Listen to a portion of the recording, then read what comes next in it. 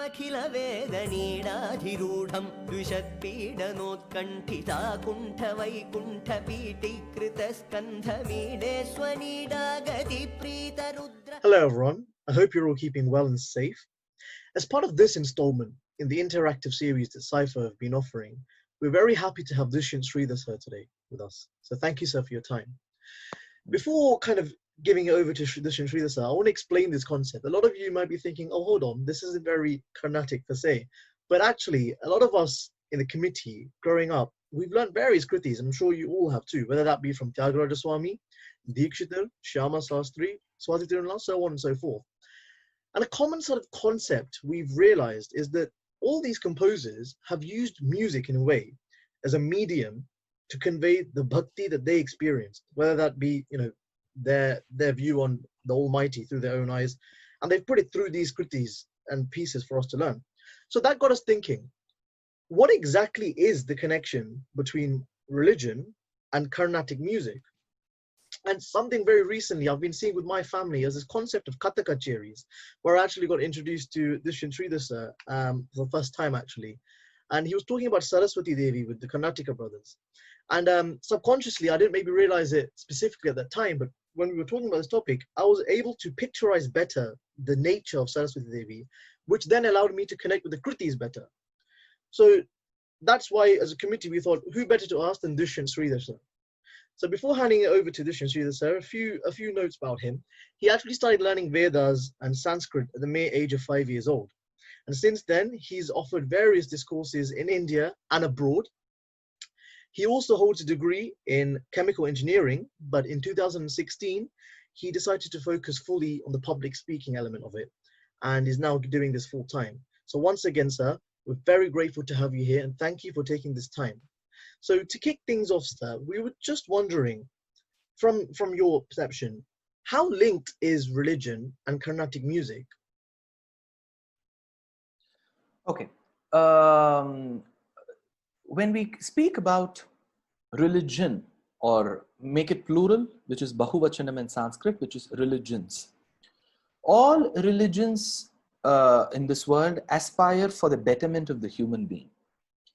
And each of them have their own tenets in helping their followers or believers reach that betterment or betterness. When we speak of Sanatana Dharma or Hinduism, which we know as the religion today, it also talks about the betterment of the human being. But when it speaks of the human being, it speaks of two distinct entities. One, the material body, and second, the Jivatma, or rather the anglicized word, the English word that is accepted in the West is soul. Nevertheless, in Sanskrit, it is called the Jivatma. So that is one entity, and the second is the material body, which is the Pancha Bhautika Shariram. This, when coming together, is what makes a human being, or any living being for that matter. But for the betterment of the human being, the religion says that knowledge is the only way to seek emancipation, salvation, or moksha. For that moksha to happen, it says knowledge is the essential element. This knowledge gets transposed into upasana, which is one of the easiest methods recommended by Krishna in Bhagavad Gita. It is often referred to as Bhakti Yoga. Upasana, of course, is of a few types. One of the types that has been professed in the music parlance is called Nadopasana. So Nadam in Sanskritam exactly doesn't denote sound, but it means something beyond the sound. But there is always a debate between the Sanskrit scholars and followers and the English speaking people that this is not the right word. So I am not going to get into what is the right word. Let's now keep Nadam as sound, as some pleasing sound, and Upasana as one of the professed or recommended means for the Jivatma to attain moksha. Then Nadam plus Upasana is Nadopasana. So this religion, which we are speaking of now, which is Hinduism or Sanatana Dharma, is, in my knowledge, I could be wrong, is one of the only religions that says that the Jivatma can seek emancipation by striking the right chord in music. You don't need to do anything else. So music in itself is the means to reach moksha. So, of course, Christianity, Islam, Sikhism also have their own beautiful forms of rendering music. Who is not impressed by the beautiful carols that are being sung? Who is not impressed by the Sufi music that's rendered in Islam? But the music that Islam or Christianity or Sikhism sees is one of the catalysts, is one of the those elements that helps a person reach the Almighty. But in Hinduism, we say Nadam, which is music in itself, is the means to reach Almighty. So when a religion says that music is the means, from the Hinduism parlance, it will take a mammoth effort by the person to actually de-link religion from music. You need to work very, very hard to actually prove the world in Hinduism that music is very different from religion, because they are so intertwined, they are so inseparable that it's very, very tough for any research scholar to see them as two elements. Thank you, sir. I had a question. And this is something you actually said in the interview, where you talked about Samagana Vedam and the whole aspect of music in Samavedam, all these notes.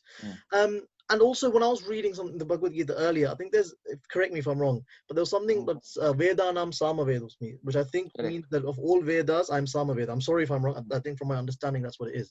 Can you elaborate on what exactly is a musical kind of connection that we all refer to in Samavedam, and how important that is, and perhaps the importance of that quote, please?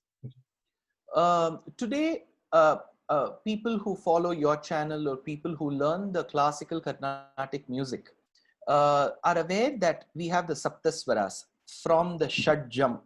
So Shadjam, this first swara itself is indicative that there are 6 to follow. So Jakaram in Sanskrit means birth. Shat is 6. Shadjam means that which gives rise to the consecutive 6. So you have the mother and then you have her children. You've got the Rishabham, Gandharam, Daivatam, and so on. So, and in some of the swaras, we also see a differentiation. For example, we could have 2 ma, sarigama, sarigama. So you have a differentiation of the Shankarabharanam and Kalyani coming into picture. But these swaras in these refined forms do not constitute Vedam. Vedam is also sound, but that is slightly less differentiated, and probably in a rough means I can use the word crude. So for example, if you take a Yajurvedam, you have those letters that you will have to use at the samam. Certain letters you will have to raise to one pitch, and certain which you will have to go down. Sahasra sa purushaha. So it won't go beyond 3 intonations. Samavedam, on the other hand, of the 4 Vedas, travels a slightly lengthier part in terms of music. So it does include elements of the current day classical Carnatic music, though not in its entirety. But Krishna doesn't, or probably in my opinion or in the commentator's opinion, does not attribute to Samavedam because it includes the sound alone, but also because it is so vast. It was so vast because today we are recipients of only 3 shakhas, 3 branches of Samavedam. The remaining 997 shakhas are lost. So it is a 1000 shakhad Veda. Sahasra shakham yodrakshim dravidim brahma samhitam, tells the composer. So we have 1000 shakhas in Samavedam, of which 3 are available.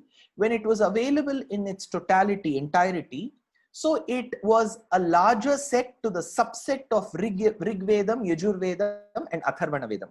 So for that reason, Krishna felt that if I would say that I am representative of the Samaveda, I also encompass the other Vedas in me. Of course, the sound element is very important, but in my opinion, sound element doesn't take precedence over the quintessence of the Vedas in Samaveda. So if as a music student, if we would like to construe that Krishna attributed to being the Samaveda because of the music in it, there's no harm. There's no harm, there's no objection.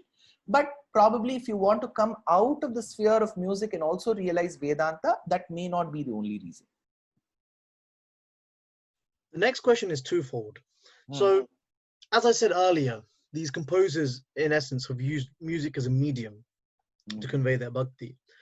So, in that sense, how important is it that we understand the Sahitya to express the Sahitya Bhavan, but fundamentally understand the Sahityam of what they're saying, given that nowadays, in honesty, it is rare for a student in this country growing up to understand fully the Sahityam. And by extension, is it important that we believe in what they're seeing for us to better express the Akriti? Because we could learn the meaning, but still not have a belief in that. But so in your opinion, do you think it's important that we both know the Sahityam, the meaning, as well as we should believe in what the composer is saying? Even before answering the series of questions you've asked in this particular segment, there is another impending question. Is there a need for Sahityam? So whether we should understand Sahityam, whether we should gel well with the Sahityam is secondary. Whether we need Sahityam, whether there is an impending need for Sahityam. See, on the contrary, to a student who learns the Hindustani classical music, he or she isn't exposed to this much of Sahityam what a Carnatic student is. Though we share a lot of commonalities because we have the same swaras, of course the ragas differ, the paribhasha differs. So we call it rag, they call it rag, we call it ragam. They call it alap, we call it alapana. The terminology may differ, but the ground rules are quite the same. But you wouldn't hear an average Hindustani student, learning student, say that I have learned 50 kritis. So for us, it's like, it's a badge of honor. If I say that I know 70 kritis of Tyagaraja, 120 kritis of Dikshitar, 20 of Shyama Shastri, 40 of Uttukadu. So it's a badge of honor. So the question is there a need for Sahityam? In my opinion, when it concerns Nadopasana, yes. Because though we are all students and followers of melodious music, beyond a certain point, it becomes very, very tough for us to engage our minds in that music, unless and until there is some kind of a description that the music gives. For example, if I go to the concert of a flautist or a veena artist, only if I probably have heard the Kirtana will I be able to appreciate the Kirtana to a large extent. Otherwise, I wouldn't know the difference between Vasudevayani of Kalyani and Yeta Unara. So to me, I will be able to appreciate Carnatic music, especially only if I follow the Sahityam. So in Carnatic music parlance, in Hinduism parlance, Sahityam becomes a necessity. Of course, we may talk of certain musicians who crossed all these barriers and were able to envision the Parabrahman in the Swaras itself. Probably if we would like to keep us at par with them, good. But I wouldn't want to even dare that. So for a Tyagaraja, he didn't need the Sahityam to impress upon Rama, but he did use that. Not that he would have been distracted without the Sahityam, but he wanted to use the Sahityam to express his devotion to the Lord. So ultimately, it becomes a communication tool. So to me, Sahityam is important. Second, the question is, how important is realizing the meaning of the Sahityam to gel well with the Kirtana? I would say, even if we wouldn't know the letter by letter, the etymology of every word, how it is derived, but still I need to know what that sentence conveys, because only then will I be able to offer some kind of an articulation in my music. For example, Shweta Dvipavasini Shri Kamalambikam Param. Now, Shweta Dvipa Vasini. Shweta is white, Dvipa is island. Vasini is the one who resides. So the one who resides on the white island. Shweta Dvipa Vasini. Shri Kamalambikam. Now, when I denote her even more personally, where I state that she resides in a particular locality, for example, you could be living in Harrow, you could be living in Reading. But when I get very close to your house and I say that this is where you live, so this is a lotus. Lotus is supposed to be very tender and very delicate. So my voice has to go down there. Shri Kamalambikam Param. Param is somebody who's very, very large. Bhuta Bhauvya Vilasini Bhusurapu Jitamara Madaramabjamalini. So when I speak of her as a mother, my voice should actually choke. So I should show that emotion. Else, if I don't know the meaning of the Sahityam, I will still be technically very, very correct. Technically, I'll be super correct. Nobody can even say that there could be a better person to render Lalita Ragam than this. But I should know, for example, if you take the Chaturdasha Ragamalika Kirtana of Dikshitar, so he goes, Chit Sabheshwaram Saragadharam Sadashayami Shankara. So, you know, when I realize that Chit Sabheshwaram, the one who dances the Chit Sabha, so my voice should actually travel a very soft path. And then when it goes to Shankara Abharanam, I should realize Shankara's Abharanam is the snake, which is generally very, very ferocious, or probably we human beings construe them to be very poisonous. So the way I should visualize is very different. So in my opinion, Sahityam is important. Knowing the meaning in general is also very important. Third, what if I'm a believer or a non-believer? See, I used to stay the entire night outside the library here on MG Road in Bangalore to get the first copy of Harry Potter. So I knew very well there was no Sorcerer's Stone, and I was very sure that there's no Harry at all. But still I would buy the book, and when I would get into reading the book, I will be a part of the world of what Rowling shows in case of me. So even if I choose to be a non-believer, when I have taken up music, at least when I sing, I should be able to gel well with the composer and his thoughts, at least during that period. So the music doesn't aim to convert a non-believer into a believer, but it at least expects the person who's rendering to be just and honestful when the kriti is being rendered. So outside, once the kriti is done, I can still choose to be the person whom I am. But until I render the kriti, I have to believe there is a white island. Only then will the swaras and the emotions sit in the right place. So if Tyagaraja says, Sujana Jivana Rama Suguna Bhushana, Suguna Bhushana. So he envisions Rama as a personification of all auspicious attributes. But in my mind, I still have doubts about him sending a pregnant Sita to the forest. So I still have a lot of questions on Rama. But when I render that kriti, I should gel with Tyagaraja. Outside the kriti, I could still ask questions of Rama. That's very well said, sir. Thank you very much. And as a fellow Potterhead, I completely get the craze about Harry Potter. One final question before we wrap up, sir.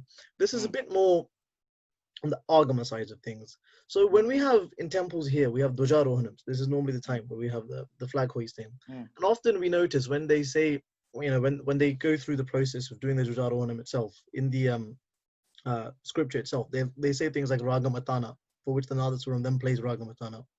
Or when it's like a wedding, when the Tali actually goes on, they play the Nadaswaram generally play Ragam Kurunji, these kind of aspects.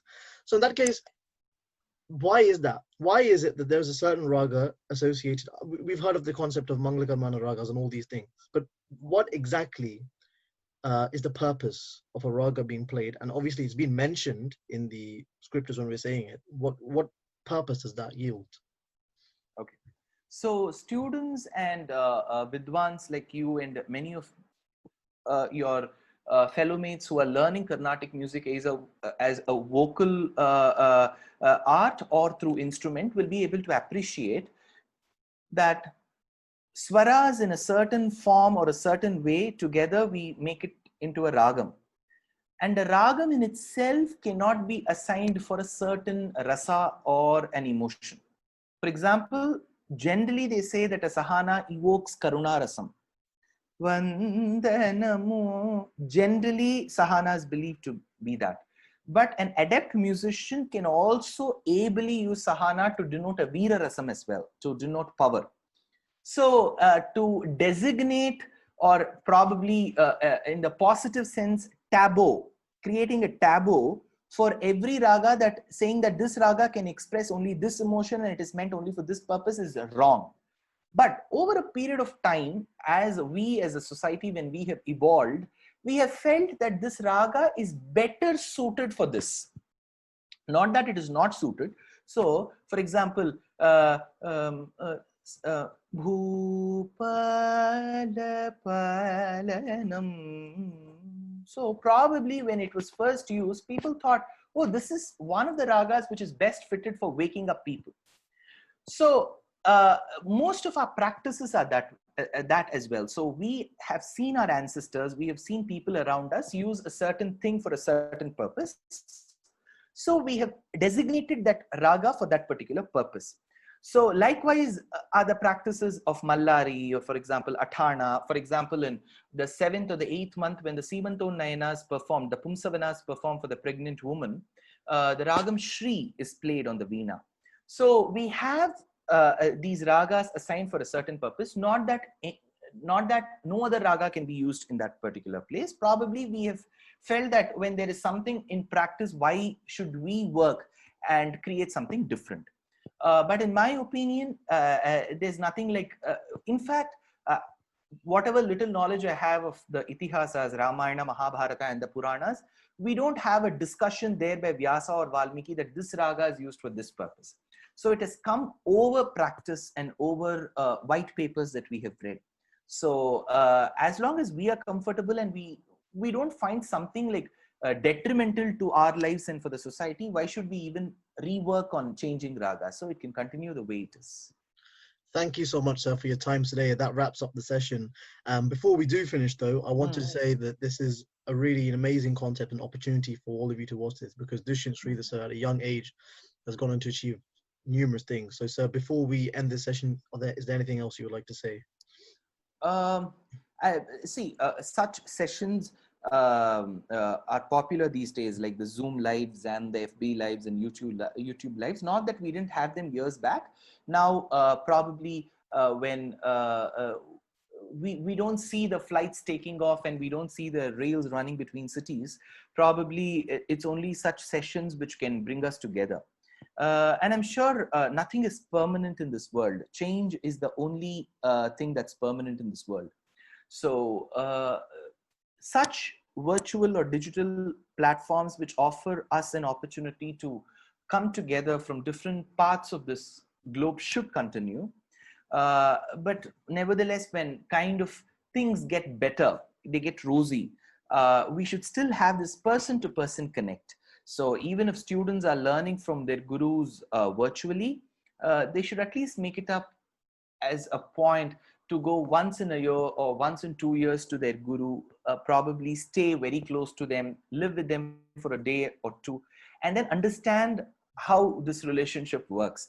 So I'm sure most of the students who are learning Carnatic music through various gurus in UK are doing this.